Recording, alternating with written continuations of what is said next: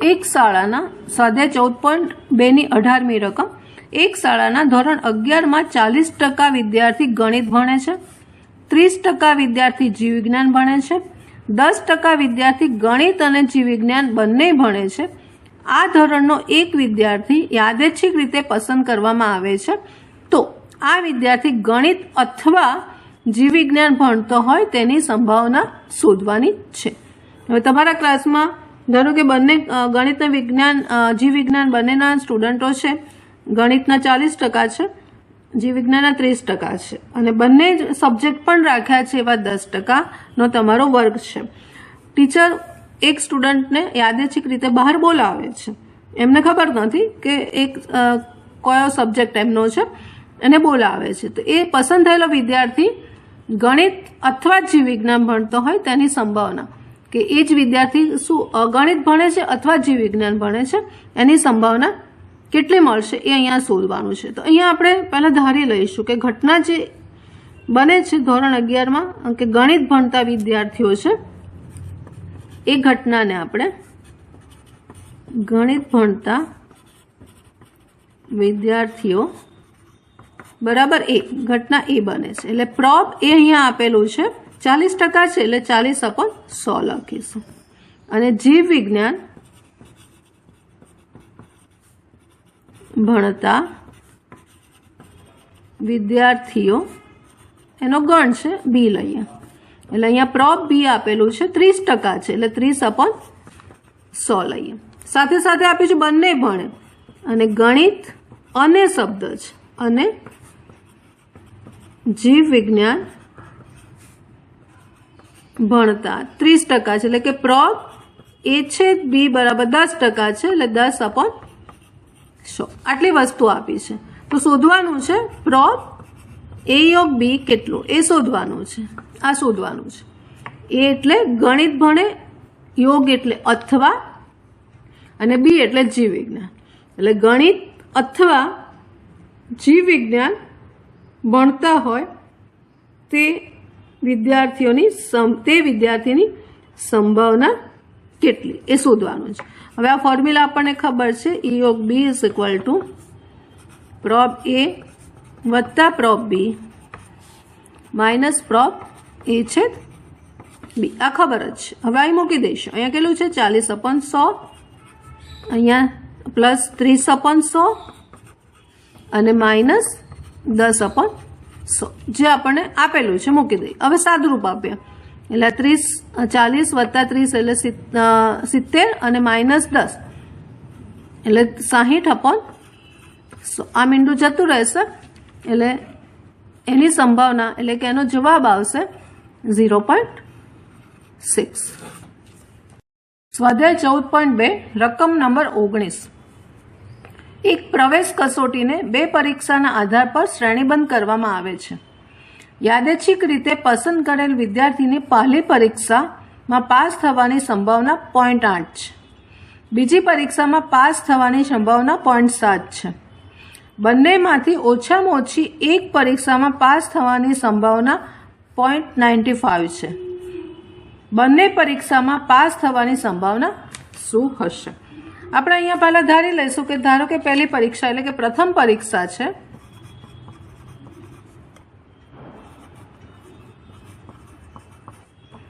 એમાં પાસ થવાની જે ઘટના બને છે એને આપણે એ ધારી લઈશું. ધારો કે બરાબર, માટે પ્રોબ એ આપેલું છે આપણને 0.8 આપેલું છે. એવી રીતે બીજી પરીક્ષામાં પાસ થવાની ઘટના બને છે એને બી કહીશું. માટે પ્રોબ બી આપેલું છે 0.7 આપેલું છે.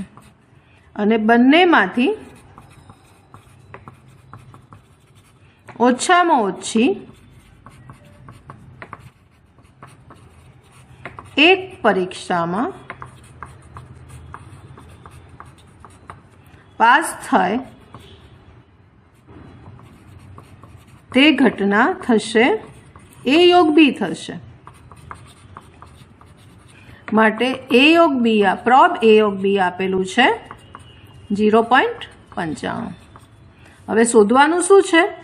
તો બંને પરીક્ષામાં પાસ થાય તે ઘટના કઈ થશે? A/B થશે. માટે આપણે શોધવાનું શું થશે? એની સંભાવના. એટલે પ્રોબ A/B બરાબર શોધવાનું છે. હવે અહીંયા આપણને ફોર્મ્યુલા ખબર જ છે કે પ્રોબ A/B બરાબર પ્રોબ A વત્તા probe B minus probe A યોગ B. બસ આમાં મૂકી દેવાનું છે, આ ફોર્મ્યુલામાં મૂકી દેવાનું છે. પ્રોબ A આપ્યું છે 0.8, પ્રોબ B આપ્યું છે 0.7 માઇનસ પ્રોબ A યોગ B આપ્યું છે 0.95. એનું સાદરૂપ આપ્યું, આનો સરવાળો થશે 8 ને 7 એટલે 1.5 આવશે માઇનસ 0.95. આનું સાદરૂપ આપશે એટલે 0.55.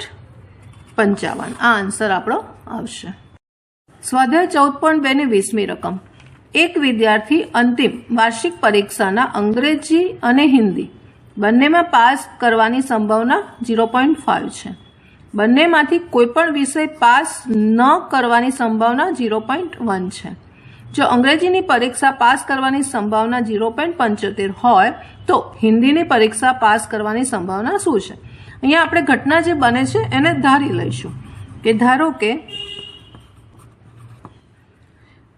અંગ્રેજી પરીક્ષા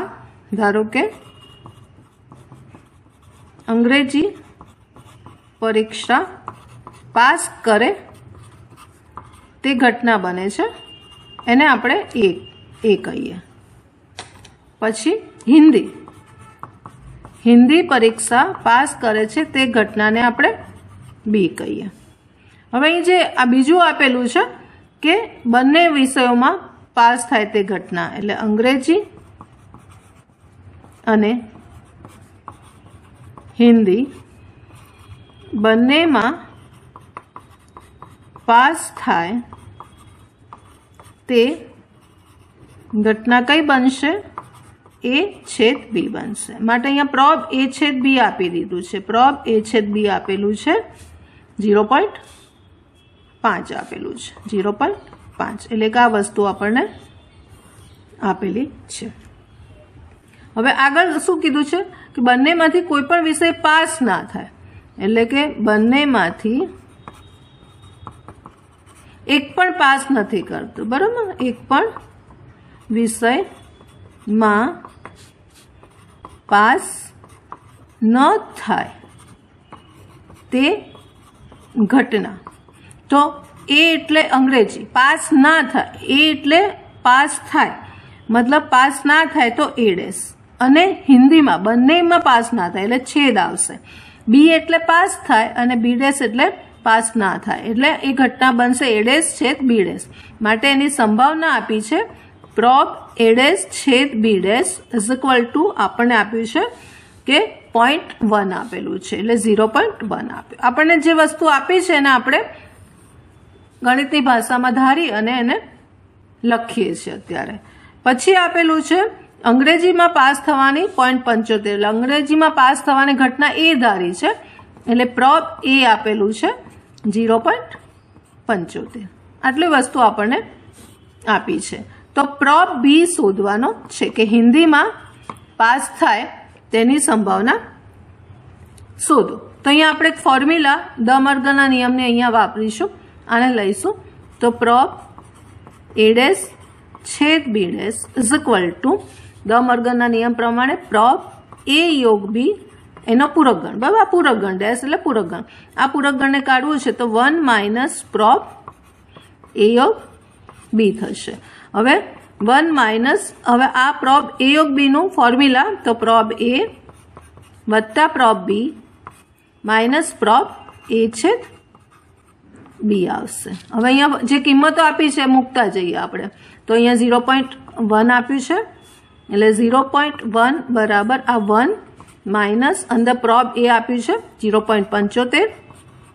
પ્રોબ B શોધવાનું છે પ્રોબ બી શોધવાનું છે અને પ્રોબ એ છેદ બી આપ્યું છે 0.5 એટલે અહીંયા સાદુરૂપ આપીશું તો 0.75 અને -0.5 કરવાનું છે એટલે એ જે તમારી કિંમત આવશે અહીંયા માઇનસ અહીંયા લખીએ તો 0.25 આવશે 25 પ્લસ પ્રોબ બી આવશે અને હજી સાદુરૂપ આપીશું તો 1 માઇનસ 0.25 માઇનસ પ્રોબ બી એટલે 1 માઇનસ 0.25 માઇનસ પ્રોબ બી માટે પ્રોબ બી બરાબર આવશે આપણી પાસે 1 માઇનસ 0.25 અને માઇનસ 0.1 આવશે એટલે આનું સાદુરૂપ આપીશું આપણે તો 0.65 આવશે આનું સાદુરૂપ તમે આપશો 1 માઇનસ 0.25 અને 0.1 એટલે 0.65 આવશે જે હિન્દીમાં પાસ થાય